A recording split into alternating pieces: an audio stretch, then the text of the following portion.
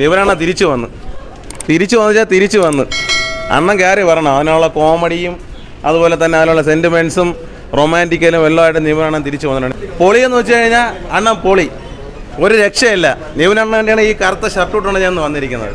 നിവനണ്ണൻ കയറി വന്നാണ്, തീയായിട്ട് കയറി വന്നിരിക്കണേ. ഒരു ആവറേജ്, വലിയ മെച്ചമൊന്നുമില്ല. സാധാരണ ആ പുള്ളിയുടെ ഡയറക്ഷനിൽ പറഞ്ഞ പടം പോലെ പ്രതീക്ഷയാണ് വന്നത്. പക്ഷെ അത്രയ്ക്കൊന്നുമില്ല. പറയാനുള്ള ഒരു സിനിമയാണ്. രാഷ്ട്രീയം പറഞ്ഞു പോയിരുന്നെങ്കിൽ നന്നായിരുന്നു. എവിടെയാ തുടങ്ങി എവിടെ പോയി അവസാനിച്ചൊരു വിഷമം മാത്രമേ ഉള്ളൂ.